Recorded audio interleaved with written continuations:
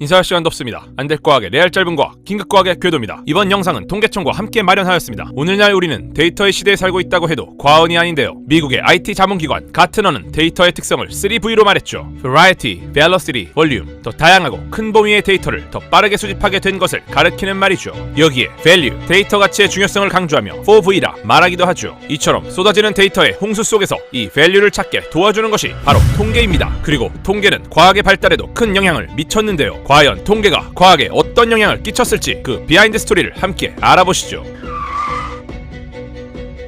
통계는 데이터를 기반으로 하는 만큼 데이터의 역사를 먼저 알아볼 필요가 있습니다. 데이터는 국가의 등장과 함께 시작되었는데요. 최초의 데이터 자료는 기원전 3600년경으로 고대 바빌로니아에서 실시한 인구조사로 보고 있죠. 또 중국에서는 기원전 2200년경 시행된 인구조사 기록이, 구약 성경에는 기원전 1440년경 바다를 가르고 이집트에서 탈출한 모세가 이스라엘 백성 중 20세 이상 남성의 수를 조사했다는 내용이 나오죠. 이 같은 고대 국가의 인구조사는 무엇보다 세금 징수와 군인 징집을 위한 목적이었죠. 이처럼 국가 운영을 위해 시작된 데이터는 국가가 발달함에 따라 점점 더 다양한 분야로 확대되어 인구조사뿐 아니라 토지 면적, 자원, 국민소득 수준 등까지 포괄하게 되었고, 이를 통계라 부르게 된 것이죠. 그 때문에 영어로 통계, statistics는 국가를 의미하는 state와 이탈리아로 장인을 나타내는 이스타의 이탈리아 합성어 statist아에서 나왔다고 하죠. 그만큼 국가의 특징은 통계만 잘 살펴봐도 알 수 있을 정도로 밀접한 연관이 있죠. 심지어 일본이 우리나라를 강제로 침탈한 후 공들여 실시한 것 중 하나가 통계조사였을 정도로 지리, 자원, 인구 등에 대한 통계조사는 국가 통치의 필수적 요소로 꼽을 수 있죠.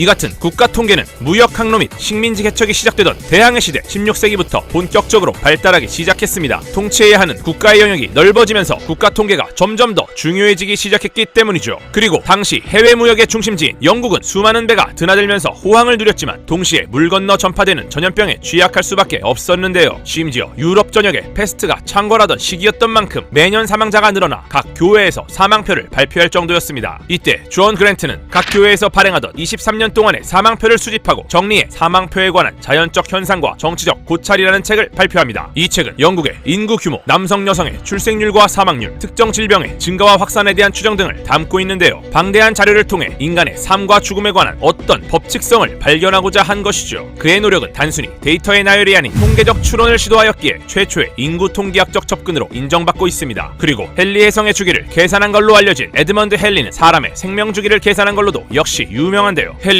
그랜트의 연구를 바탕으로 1693년 폴란드의 한 도시 시민들의 탄생, 결혼, 사망을 기록, 이를 통해 평균 기대 수명을 다룬 생명 주기표를 처음으로 제시. 이후 헨리의 생명 주기표는 보정을 거쳐 오늘날 생명보험을 비롯해 다양한 보험 분야에서 널리 쓰이고 있죠.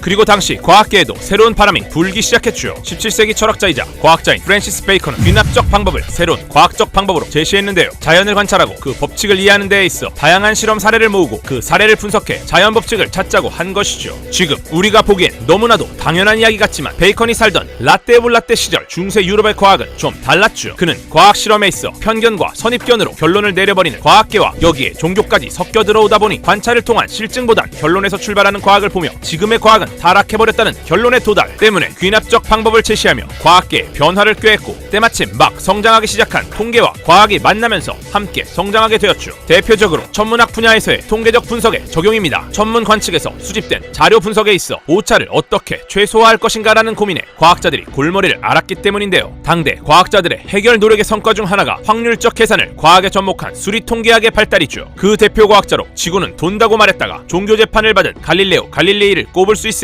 갈릴레오는 그를 종교재판장까지 끌고 간 책에서 최초로 별의 거리를 측정하기 위해 관찰상의 오차라는 개념을 언급했는데요. 오차의 확률적 분포와 참값으로서의 평균을 처음으로 계산했죠. 갈릴레오의 이 같은 계산은 이후 라플라스, 가우스 등 후대 학자에 의해 확률오차의 분석으로 정립되어 활용되고 있습니다. 18세기까지 통계의 기틀이 되는 확률 이론이 발달했다면 이를 바탕으로 19세기부터 본격적으로 다양한 통계 과학이 발달하기 시작합니다. 통계학의 아버지로 불리는 케틀레는 그간의 연구를 바탕으로 1835년 인간과 능력 개발에 대하여를 발표하는데요. 이는 도덕 현상이나 범죄 현상 같은 무질서해 보이는 사회 현상에도 일종의 규칙성이 존재한다는 것을 증명한 연구였죠. 또 평균인 개념을 도입, 정규 분포 확률 곡선에 따라 그 값주위로 나타나는 중간값을 기준으로 보통 사람을 구분할 수 있다는 것이었죠. 이처럼 케틀레는 당시 당시 천문학 등 자연과학에 이용되던 통계를 사회과학에 적용이 가능하다는 것을 밝히고 국제통계학회를 조직해 통계학 연구를 이끌어 통계학의 아버지로 불리게 된 것이죠. 이 같은 캐틀레의 연구는 훗날 나이팅게일에게 영향을 끼쳤는데요. 캐틀레의 책을 공부했던 나이팅게일은 크림 전쟁 때 파견된 병원에서 전쟁으로 죽는 군인보다 질병으로 죽는 군인이 더 많다는 것을 발견하고는 기록하기 시작했죠. 이걸 분석했더니 병실을 청결하게만 관리해도 사망자를 대폭 줄일 수 있다는 것을 발견, 통계 도표를 그려 사람들에게 널리 알렸죠. 나이팅게일의 통계는 병원의 청결 유지 원칙으로 이어져 질병으로 인한 죽음을 예방하는 계기가 되었습니다. 또 캐틀레는 스코틀랜드의 물리학자 맥스웰에게도 영향을 줬습니다. 맥스웰은 캐틀레가 불규칙하게 보이는 사회 집합체에 통계적 오차 법칙을 적용해 분포도를 만든 것을 보고는 오호, 이거 흥미로운데? 라고 생각하고는 기체 분자 운동 연구에 적용! 이 연구는 분자의 속도 분포 법칙을 만들고 확률적 개념을 제시하면서 통계 역학, 통계 연력학의 밑거름을 쌓았죠. 19세기 통계는 천문학을 넘어 사회, 물리, 생물 등 다양한 분야로 확장되었고 20세기에는 최초로 통계학과가 생기는 등 통계학 그 자체로 순수 학문으로 자리 잡으며 고도화되었죠. 동시에 기네스 맥주 회사의 품질 관리 분석에 사용되는 등 일반 사업계까지 그 영역을 넓혀 적용되기 시작했는데요. 이처럼 통계학의 쓰임새가 늘어나던 시기 혼자 힘으로 현대 통계학의 기초를 쌓은 천재라는 수식어가 붙은 영국의 통계학자 로널드 피셔 등판. 피셔는 여러분이 고등학교 확률과 통계 시간에 배웠을 모집단에서 표본을 구별했을 때 모집단에 관한 지식을 정밀한 소표본에 의하여 추정하는 방법인 추측 통계학을 집대성한 현대 추측 통계학의 장시자이기도 하죠. 이외에도 피셔는 추정론, 가설 검정론, 분산 분석법 등을 제시했고 연구자를 위한 통계적 방법, 실험 계획법 등의 책을 통해 현대 통계학 수준을 끌어올리는 데 기여했습니다.